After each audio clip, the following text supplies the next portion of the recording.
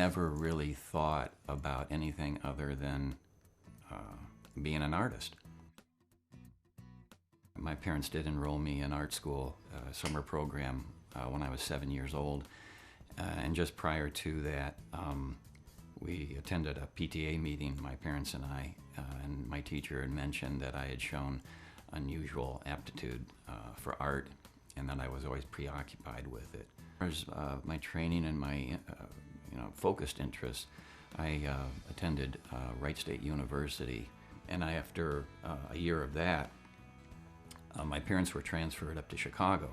So I did some research and decided that I would like to try the American Academy of Art in Chicago. I was there for 1 year, finished up my last 2 years at the Chicago Academy of Fine Arts, and I majored in animation. But I took it much further because I was exploring the usage of a lot of different mediums. I was into cartooning, I was into realism, I was into publishing, and so as I got older and I became more competitive in the marketplace, my interests and range widened, which kind of brings me up to where I'm at now, where I'm proficient in a number of different mediums and different techniques into just about every market you can possibly think of.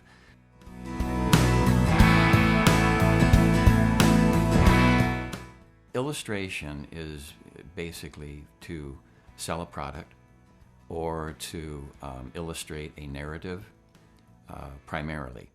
I've worked with many Fortune 500 companies doing poster work and annual reports, the animated stuff or the cartoon, if you will.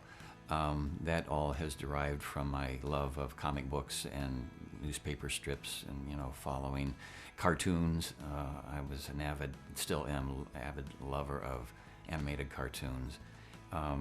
So I wanted to get into doing realistic art.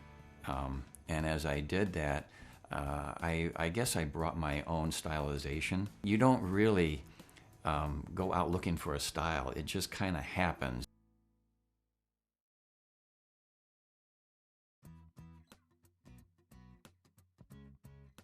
You end up having a designated visual voice through many years and long hours of hard work, and you don't really realize it until you're already there.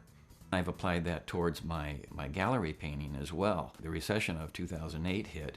A lot of my business evaporated, as well as a lot of artists did. It just sucked the air out of the room for galleries, just everything that had to do with expendable income.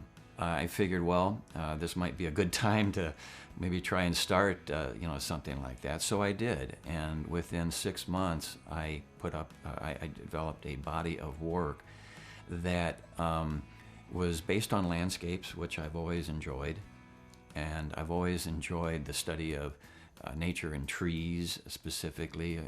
A lot of my peers have said, yeah, I see your work, I see you in every area of range of your work.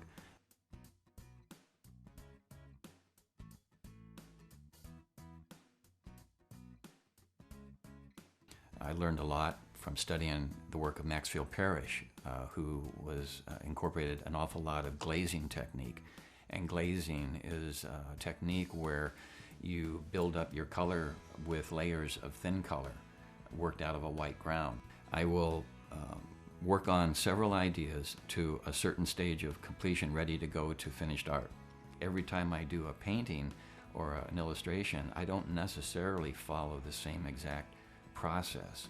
I think that in whole, the success of my work comes from going with the emotional side. The finished color work all is derived from a finished black and white illustration. So, well, specifically with any market that I've tried to do, I try to educate myself as much as possible before I even begin the artistic direction.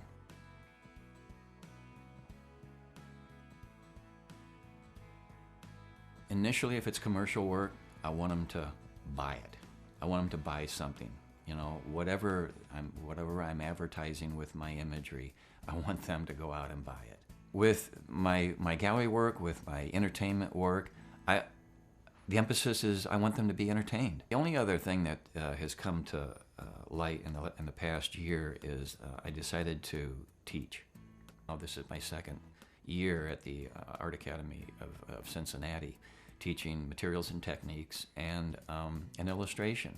I'll pass some of what I've experienced on to other younger artists, and they can take it and do even more with it than what I've been able to do.